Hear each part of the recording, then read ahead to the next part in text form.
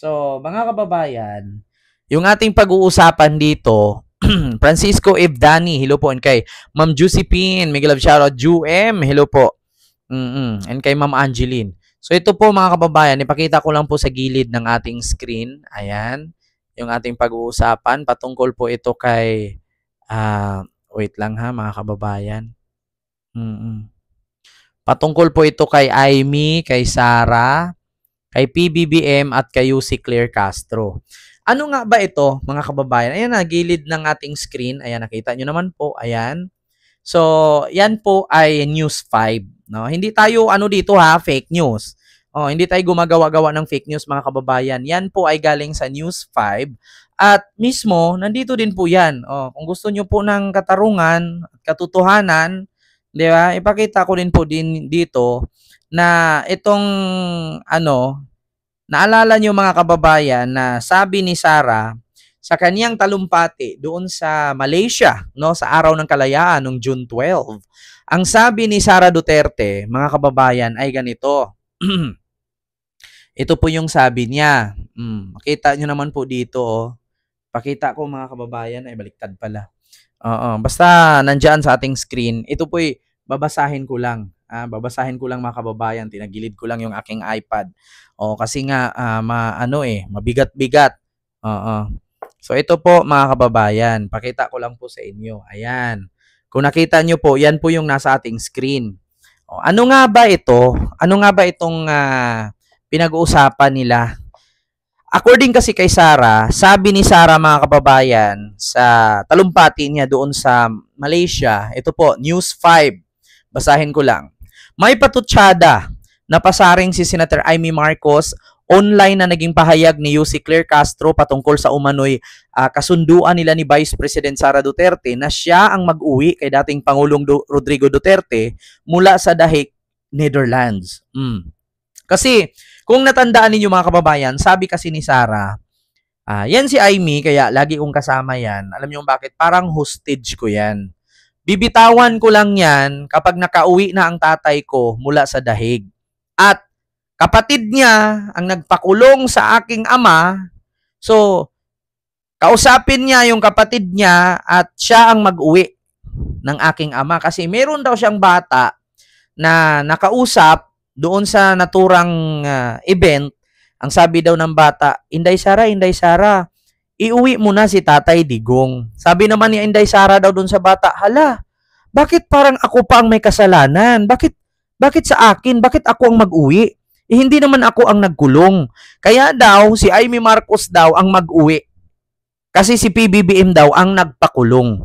Alam niyo, sa totoo lang mga kababayan, ito po literal po, fake news po talaga si Sara. Yun ang katotohanan. Alam niyo sa totoo lang mga kababayan, kung kayo maniwala kay Sara, wala kayong pinagkaiba sa kanya. Napakalaking sinungaling at napakalaking fake news po talaga ni Sara. Bakit? Una, yung sinabi ni Sara, mga kababayan, na si PBBM daw ang nagpakulong. Ma'am Arlene Moriano, hello po. Nagpakulong kay Digong, hindi po totoo. Bakit? Ang kadahilanan po ng pagkakulong ni Digong ay kinasuhan po siya nila Senator Antonio Trillanes at iilan ng mga biktima ng war on drugs na pinapatay niya nung panahon na siya ay presidente. Kinasuhan po siya at naging guilty po siya sa crimes against humanity. Kaya itong ICC ay nagbaba ng warrant together with the Interpol, at ang Interpol ay nakipag-coordinate po sa PNP sa Pilipinas para arestuhin si Digong sa pamamagitan kay General Torre. So wala pong kinalaman ang pangalang Marcos doon sa pagkahuli ni Digong. Bakit?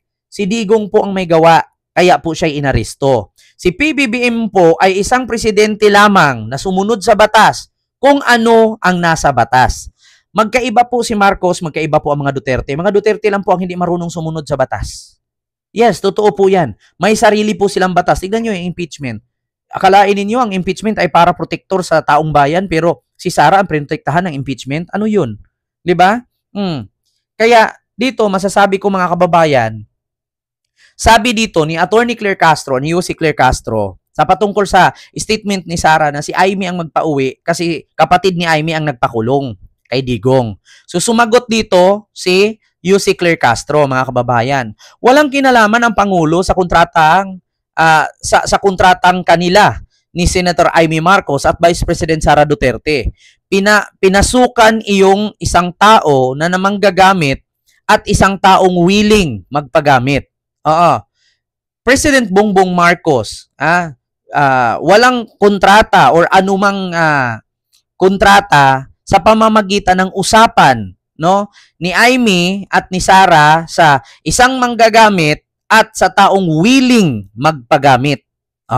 The person, the user, and between the user and the person who willing to be used.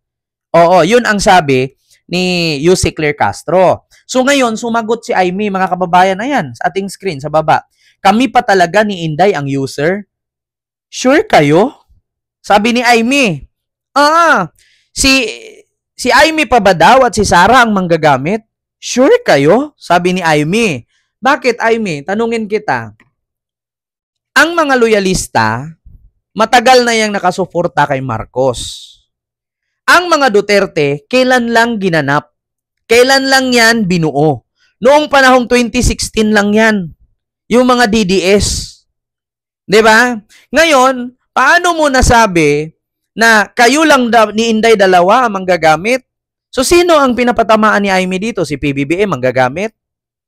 Kung si PBBM manggagamit, kung si PBBM ang manggagamit, edi sana si PBBM ang vice. Si PBBM ang presidente. 'Di ba?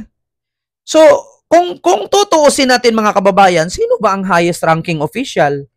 Si PBBM ba o si Sara? 'Di ba?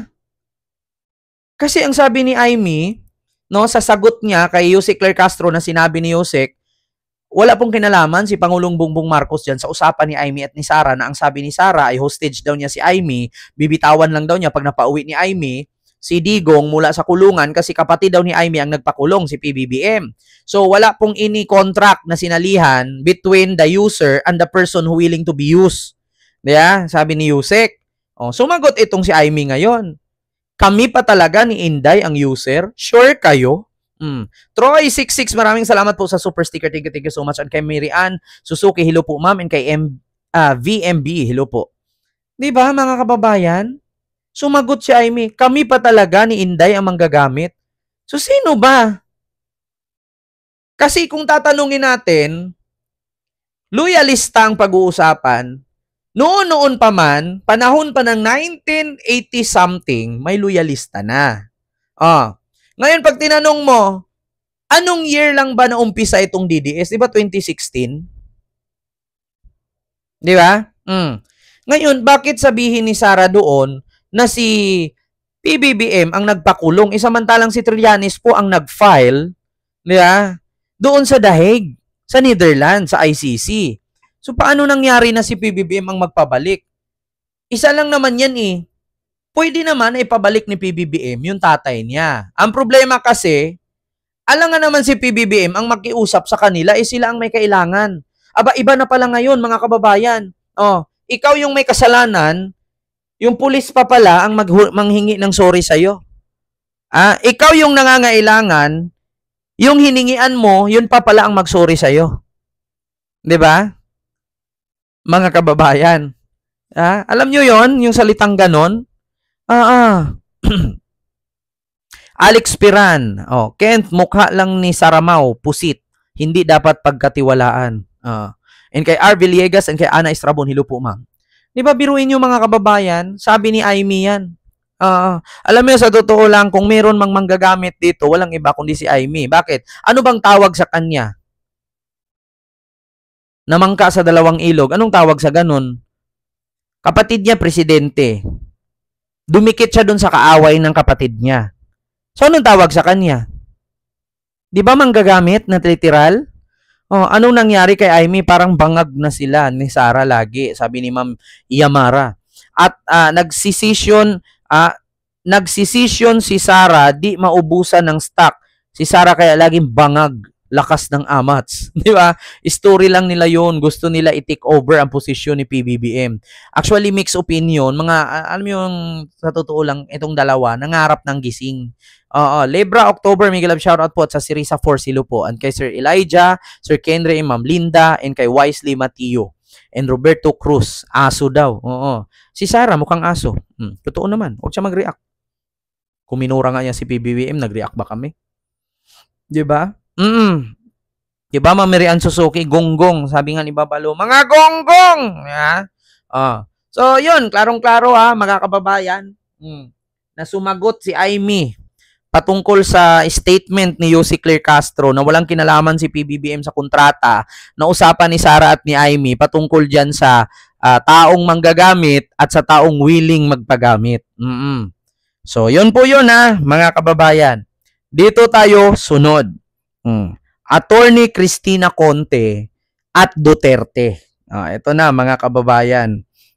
Ano nga ba itong kay Attorney Cristina Conte at kay Digong Duterte? Ito mga kababayan, matatawa po kayo dito sa statement ni Attorney Cristina Conte patungkol sa interim release nga ni Digong na hiningi ng kampo ni Digong.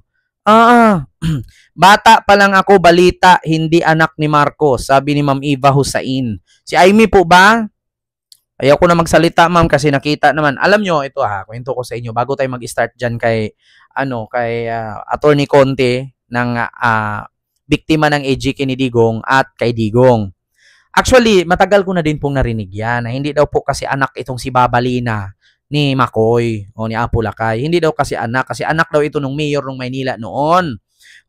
Tsaka kinumpir-compare ko yung dating mayor at yung mukha ng mga anak ni Babalina, ni Mangga.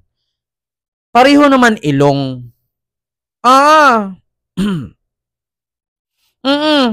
Pareho talaga ng ilong ni Arsenio, mga kababayan. Wala akong nilagay na pangalan na.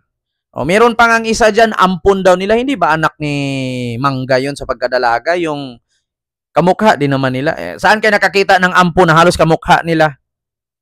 Yeah. Yan yung lagi kong narinig noon. Kamukha nung matandang mayor, yung mga anak ni Mangga. Tapos, ito namang yung isa na ampon-ampon daw, bakit kamukha ni Mangga, yung ampon nilang bunso? Kaya nakita nyo yung maputi, yung tibo-tibo? Puso ko ay titibo-tibo. Diba? Kahawig yan. Kahawig talaga nila, mga kababayan. Yung bunso nilang ampon, kahawig. Di ba anak sa pagkadalaga ni Mangga yon? May sabi nga ni Francis Leo Marcos noon, kilala nyo si Kulaong, yung scammer, yung nangalampag doon sa Green Meadows, yung nakulong sa NBI. Sabi niya, wag kang maniwala dyan, Ken. Anak ni Mangga yan. Hindi niya ampon yan. Anak niya yan sa pagkadalaga. Anak niya yan sa pagkadalaga. Hindi niyan ampon. Kunwari lang yan. Pareho sila mukha. Ginawa lang ampon pero magkamukha. Tigilan yung nga ako. So yun lang mga kababayan.